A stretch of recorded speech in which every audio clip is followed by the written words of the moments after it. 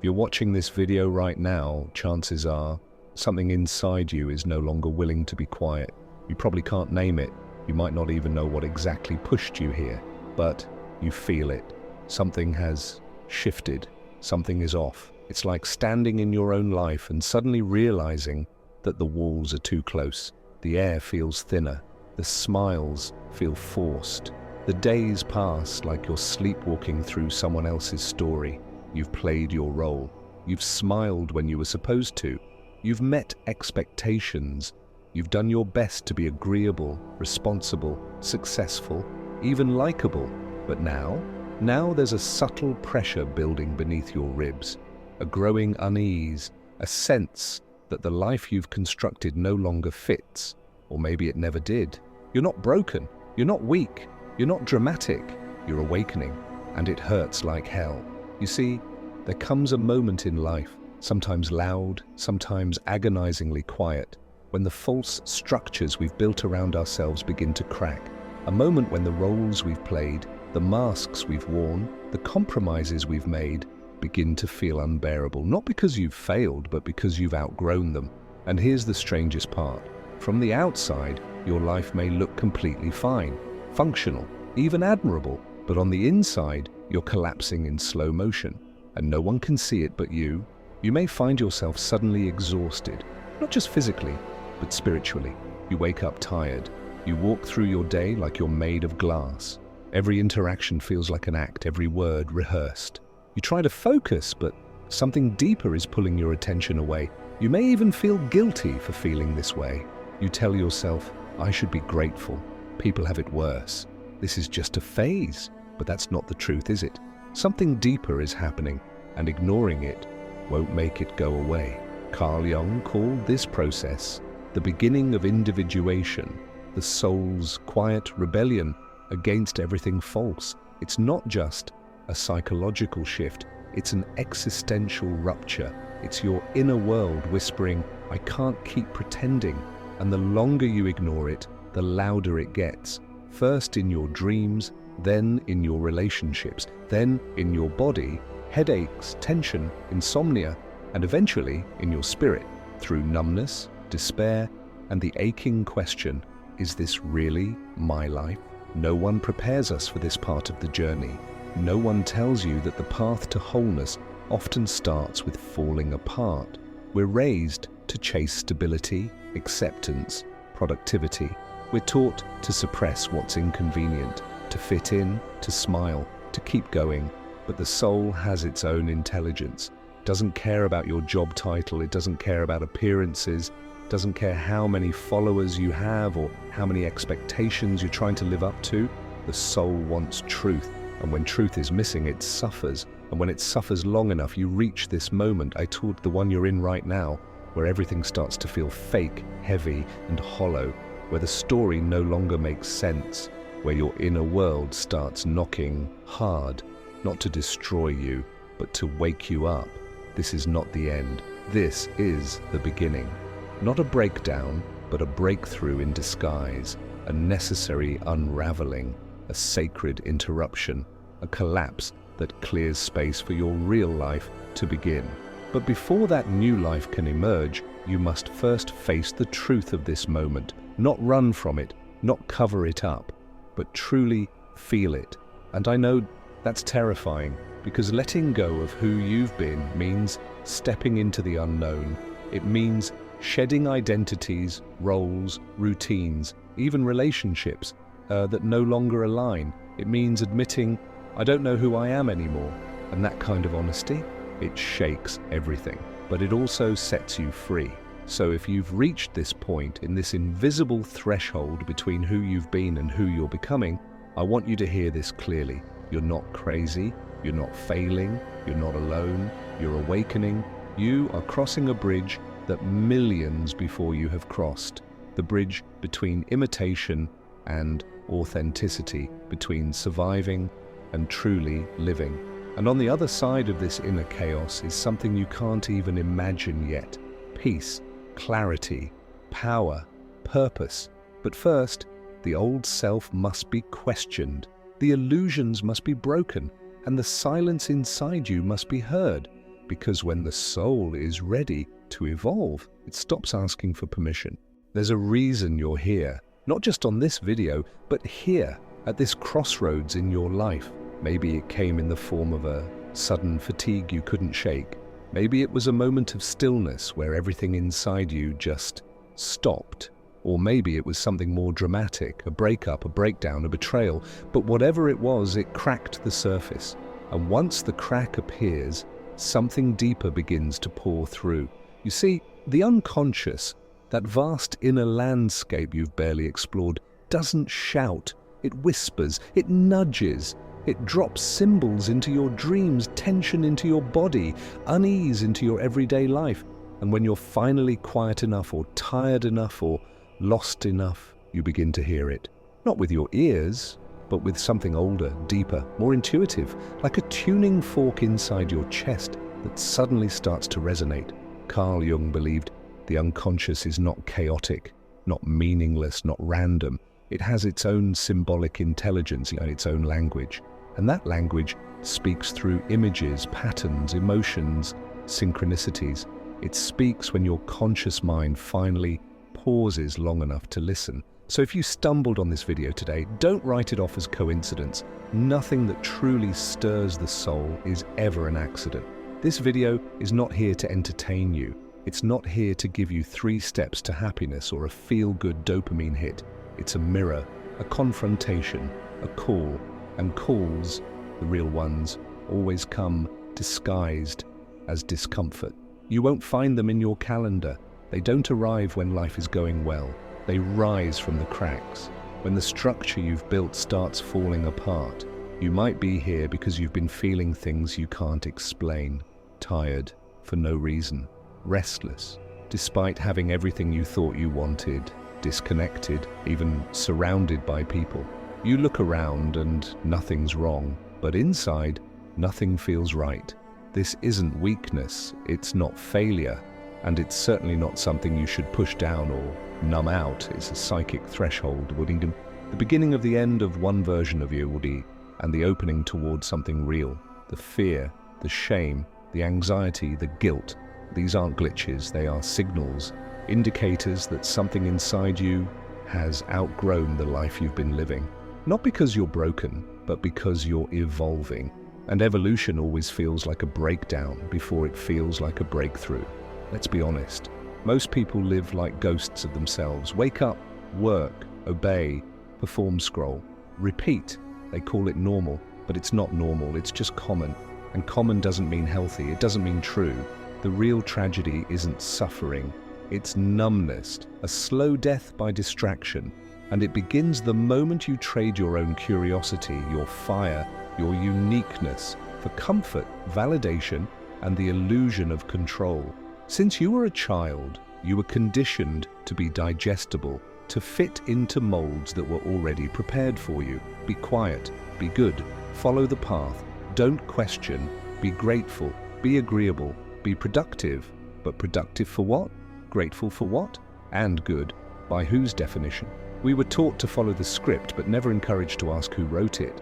And that's where the problem begins. Jung warned us, in The Undiscovered Self, that the real danger of modern life isn't insanity or chaos.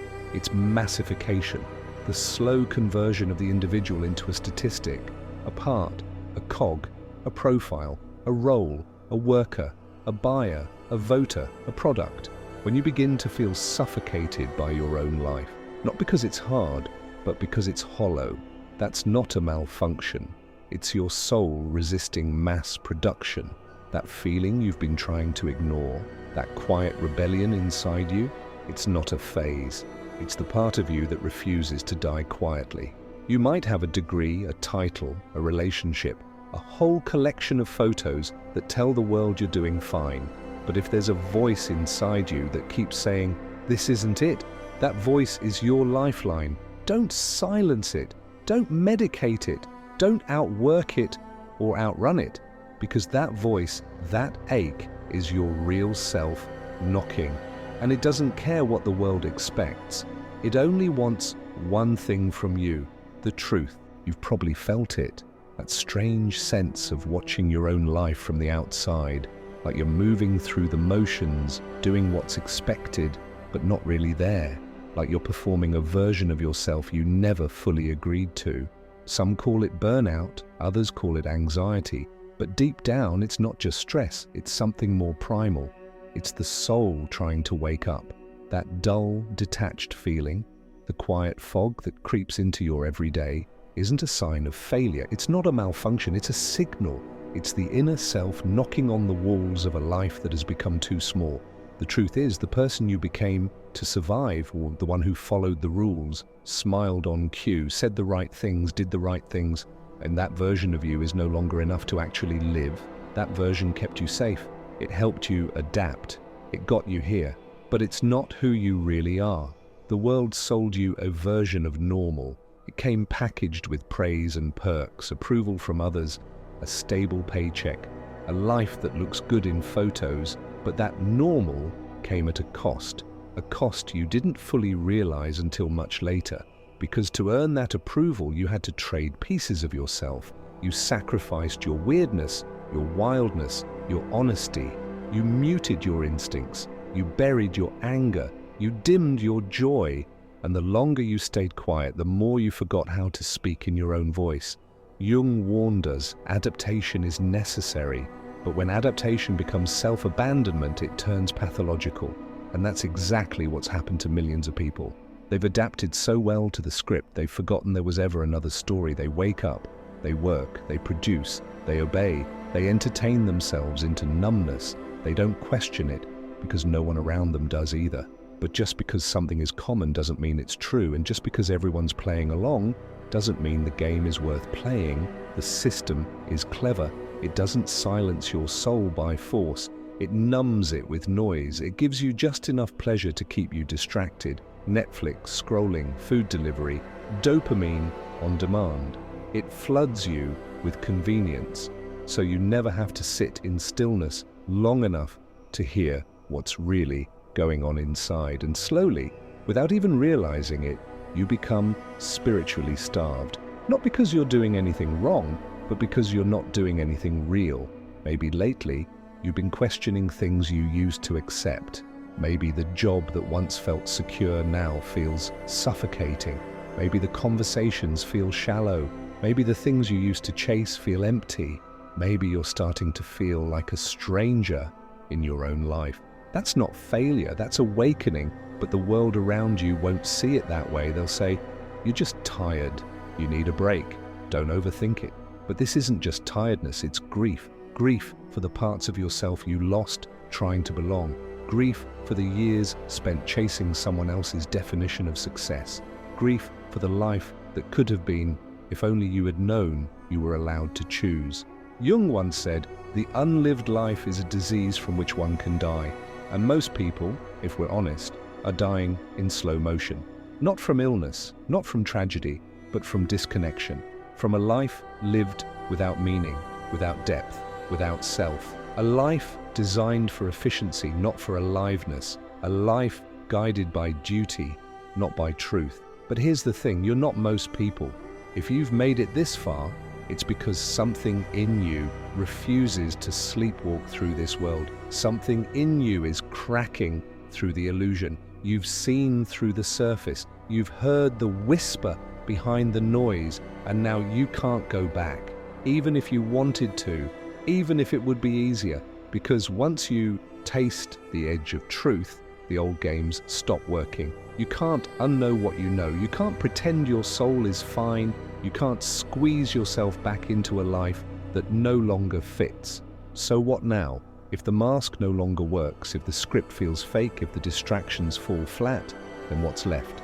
Deconstruction, not destruction, but deconstruction.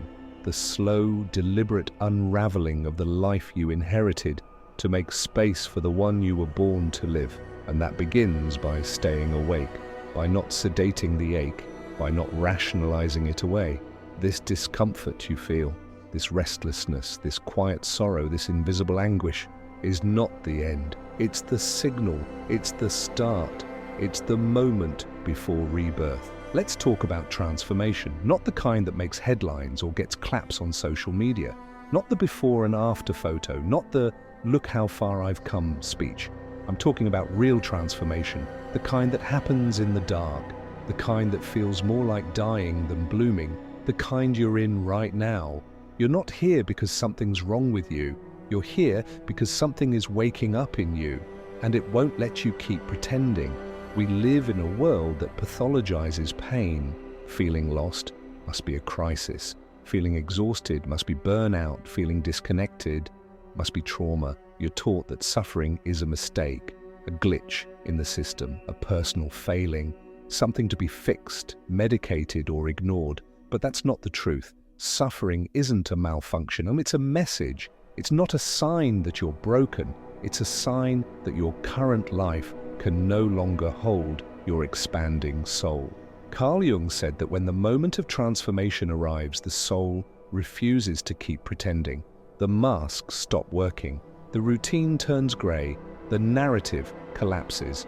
What the world calls an identity crisis, the soul calls initiation. What the world sees as depression or detachment, the soul understands as a revolt against the lie. And what looks like collapse on the outside is actually a sacred inner dismantling. You might think you're falling apart, but what's falling apart is not you. It's the persona you built to survive, the version of you that was designed to meet expectations, win approval, avoid rejection, earn love, play it safe. It was useful, it protected you, but now it's become a cage, and your soul has outgrown it. That ache you feel in your chest, that exhaustion that won't go away, that strange sense that you're not where you're supposed to be, it's not weakness, it's readiness. You're ready to shed the false self. You're ready to meet your shadow. You're ready to be who you really are, not who the world trained you to be. But here's the thing no one tells you. The real you is not polished, not optimized, not always pretty. The real you is raw, messy, complex, sacred. And to meet that self, you have to walk through the fire of unlearning everything you were taught to believe. Only the brave soul chooses this path. Only the mature spirit looks into the void and doesn't run. Because it's not easy. Transformation isn't comfortable. It doesn't come with clear instructions. It won't pat you on the back or reward you right away. In fact, most of the time it feels like loss. You lose the comfort of certainty. You lose the high of external validation. You lose the sense of belonging that came from playing along. But in that space of loss, something else begins to grow. Authenticity, clarity, freedom. Jung observed something powerful. When the ego resists change, the unconscious responds with symptoms: anxiety, insomnia, apathy, irritability, emptiness. These aren't bugs, they're messages. The psyche speaks in emotion, not logic. And when you won't listen with your conscious mind, it speaks through the body. These symptoms don't mean you're on the wrong path. They mean you're standing at the threshold. The old structure is crumbling. The illusion is fading. And beneath the rubble, the real self begins to rise. But society, the machine, doesn't like this. It wants you stable, predictable, productive. So it'll offer you every shortcut back to normal. Take a course, buy a new routine, read this book, meditate and move on, reset, reboot, rebrand. But that's not the way forward, because that normal is what made you sick. You don't need to go back. You need to go through. You don't need to fix yourself. You need to face yourself. And in doing so, you free yourself. This path isn't neat. It's not linear. You don't get a map. But what you do get is truth. And once you taste it, you'll never settle for anything less again. This moment, this ache, this unraveling, this quiet catastrophe, it's not the end of your story. It's the beginning of the one you were always meant to live. Pain is not the end, it's the beginning, a threshold, a symbolic doorway. And whether you walk through it or fight it, something inside you knows that things cannot stay the same. Ignore the pain, and it hardens. It calcifies into anxiety, apathy, confusion. But if you lean into it, even slightly, it starts to change shape. It stops feeling like punishment and begins to feel like initiation. Not comfortable, not pretty, not fast, but honest and absolutely necessary. Carl Jung said that the journey toward individuation, becoming whole, begins the moment you get tired of being half-truth, half alive, half you. It starts the moment you realize that life on the surface, the routine, the roles, the performance, is no longer enough. And what once felt safe now feels suffocating. This is when the real journey begins. Not the one where you climb the ladder or follow the plan, but the one where you dive inward, into the hidden, into the shadow, into the parts of yourself you've spent a lifetime avoiding. Your grief, your rage, your longing, your hunger, your dreams you were told were unrealistic, your wounds you were told to forget. This isn't self-help, it's self-confrontation, and it isn't a luxury, it's a necessity, because the truth is, you're not broken, you're becoming, and every moment of confusion, every sleepless night, every silent scream is part of the path. And when you're on that path, really on it, something strange begins to happen. You start to notice things. You hear a lyric in a song and it cuts right through you. You open a book and read a line that feels like it was written for you. You have a conversation with a stranger that shifts your entire day.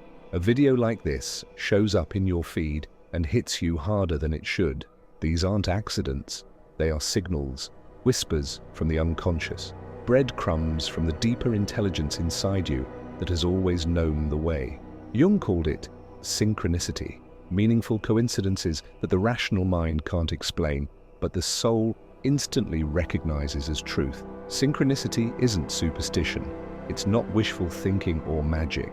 It's what happens when the outer world begins to reflect the inner world, when the line between out there and in here becomes blurry, when your readiness pulls things toward you, people, images, words, with uncanny timing, because your unconscious isn't a storage closet for traumas. It's a living, breathing intelligence. It listens, it watches, and when you begin to wake up, it starts speaking more clearly. It uses anything it can, a dream that repeats until you pay attention, an emotion that keeps coming back no matter how hard you push it away, a symbol that keeps showing up in different forms. And yes, even this video, let that land. This video didn't find you randomly. Something in you drew it in. You may not understand why you clicked, but your soul does. You're not here by accident. You're here because you're finally able to hear something. Not with your ears, but with your depth, your knowing. And if it's resonating, if it feels intimate, if it feels like it's speaking directly to you, that's because it is. See, the unconscious doesn't communicate the way the ego does. It doesn't argue, it doesn't beg. It whispers, it suggests, it tugs at your sleeve, it offers you moments of clarity hidden inside ordinary thing. A song that makes you cry and you don't know why. A book passage that feels like a secret letter. A dream that won't leave you alone. A strange, sudden memory from your childhood. A feeling that you're being asked to pause, to notice, to feel something deeper. These are not annoyances, these are invitations. And to ignore them is to ignore the only compass that's truly yours. Jung once said, "Until you make the unconscious conscious, it will direct your life, and you will call it fate." But once you begin to listen, the unconscious stops being a hidden force, dragging you behind the scenes. It becomes a silent guide, a powerful inner current that leads you, not by force, but by resonance. You stop chasing meaning and start noticing it, and that changes everything. So if you've been feeling like life is handing you strange signs, it probably is. Not because the universe is conspiring in some Hollywood way, but because you are finally paying attention. And now that you've begun to listen, truly listen, you have a responsibility to respond, to act, to align, to step forward, even if it's one uncertain step at a time. The unconscious has been sending signals. You're no longer asleep, and that means the next part of the journey is yours to claim. There is a moment in every transformation when you stand at the edge of yourself. No more illusions, no more masks, no more waiting, just the threshold. And on the other side, your real life, not the one designed for safety, not the one crafted for applause, but the one that's been quietly burning inside you this whole time, waiting for your courage to catch up. But this threshold is guarded, not by monsters, not by society, but by fear. Raw, ancient, paralyzing fear.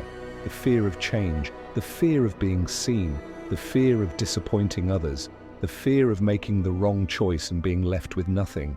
This fear is not irrational, it's deeply human. It whispers like a ghost. What if you leap and fall? What if you walk away and lose everything? What if you're wrong and end up alone? But here's the truth, you're already falling into a life that's too small. You're already losing time, soul, self, and you're already alone in a story that no longer fits. Jung taught us that fear isn't the enemy. It's the guardian of initiation. Every sacred threshold, every crossing into authenticity is lined with dread. Why? Because you are nearing something holy, your true self. And the ego knows that once you cross, it no longer has control. That's why it panics, that's why it clings, that's why it screams, "Don't move, stay here." Pretend longer, but your soul isn't interested in survival. It came here to live. The persona, that polite, productive, performative identity, got you this far. But now, it's the prison. The real you is not behind a screen, not behind a smile, not behind achievements. The real you is waiting behind the fear. It lives in the emotion you've been avoiding, in the tears you haven't cried, in the decision you keep postponing, in the quiet longing that haunts you at night. And the only way to meet that self is to walk through the fire. No one can do this for you.